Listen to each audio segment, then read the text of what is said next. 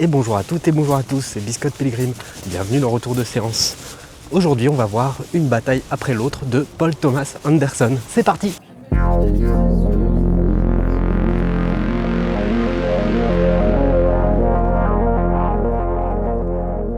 Ok, on est parti, on sort tout juste de la séance. Voilà.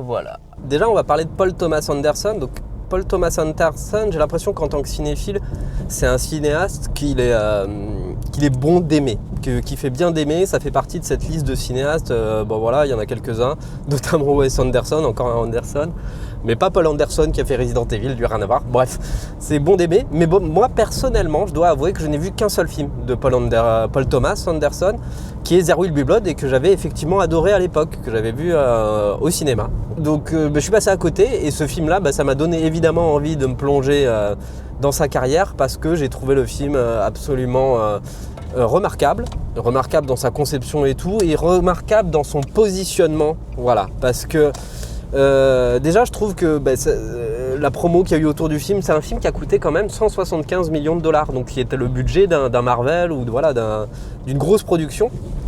Et ce qui est étonnant pour un film de Paul Thomas Anderson, quoi, c'est bon, parce que c'est pas comme quelqu'un comme Christopher Nolan qui a fait des succès ou quoi que ce soit. C'est des films volontiers plus artistiques, mais beaucoup plus confidentiels. Donc celui-là, il sort du lot. Et c'est ça qui m'intéressait un peu. Il y a eu une grosse promotion autour, gros casting, tout ça. Donc qu'est-ce que ça peut donner ? Ce que j'ai aimé dans le film, c'est que c'est justement le retour du cinéma de studio qui est également un cinéma d'auteur. Et je trouve ça super, voilà, que ce film-là existe pour cette raison.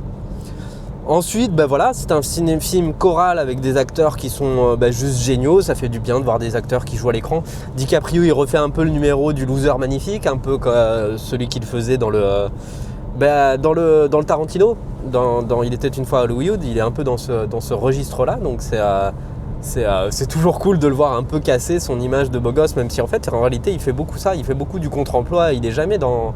Il est toujours sur des routes sinueuses. Son rôle, par exemple, dans le dernier Scorsese, il était incroyable parce qu'il joue un personnage qui pourrait être détestable et il arrive à le rendre attachant. Donc c'est ça la force quand même des grands comédiens, c'est d'arriver à nuancer les personnages.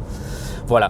Au niveau du pitch, c'est un pitch aussi qui est intéressant d'un point de vue sociologique parce qu'il raconte un peu le climat de l'Amérique d'aujourd'hui, avec d'un côté des révolutionnaires progressistes, hyper progressistes et qui veulent même questionner l'histoire de l'Amérique, et de l'autre au contraire des gros réacs justement complètement racistes, voilà, qui sont suprémacistes blancs, etc.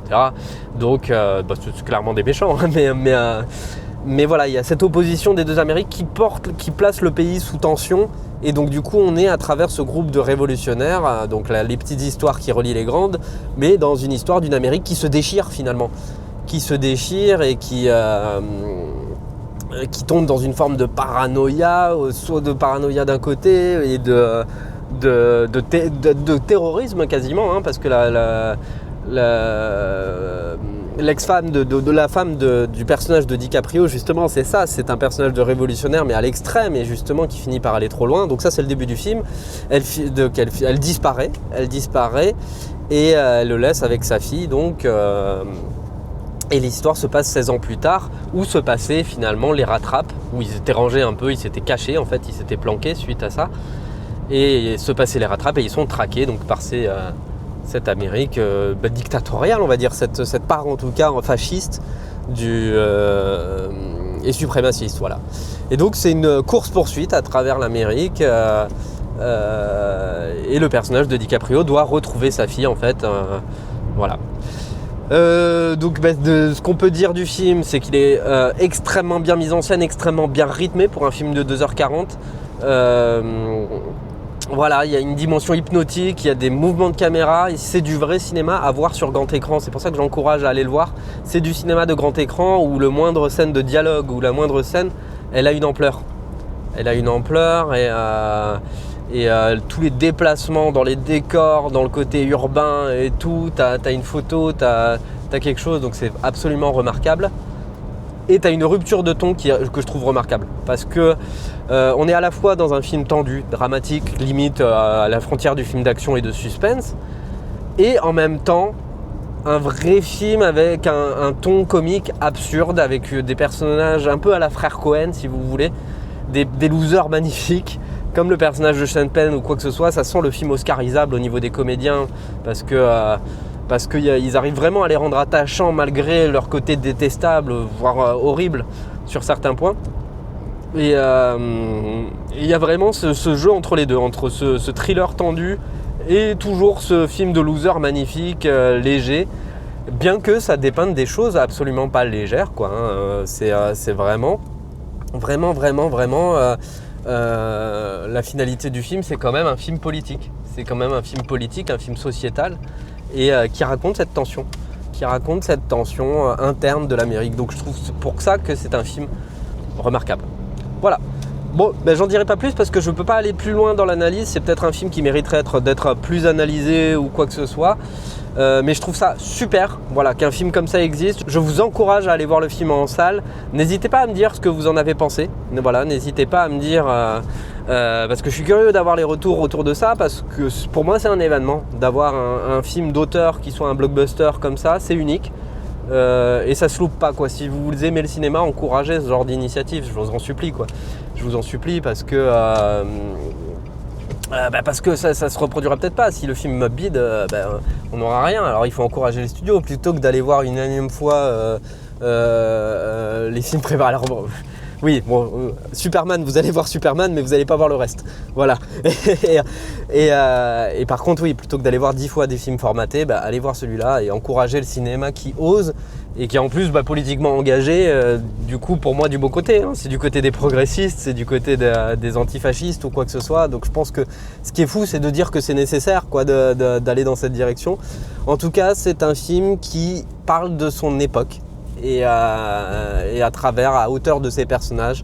Donc rien que pour ça, moi je dis voilà, foncez voir une bataille après l'autre. Moi je vais me pencher sur la filmo de Paul Thomas Anderson, je vais étudier ça un peu de manière un peu plus reposée, un peu plus précise, un peu plus analytique. Mais voilà, donc je vous encourage ce week-end, si vous savez pas quoi faire, s'il pleut, s'il fait pas beau, si vous avez envie de vous faire une sortie sympa, une bataille après l'autre, ça vaut vraiment le coup. Si vous aimez le cinéma et tout, c'est vraiment du vrai, entre guillemets, du vrai cinéma. En tout cas, c'est du cinéma qui est à la fois intelligent, réflexif et en même temps extrêmement populaire et extrêmement agréable à regarder. C'est pas du tout ennuyeux pour un film de 2h40. Donc voilà, allez-y, let's go. Moi je vous dis à bientôt.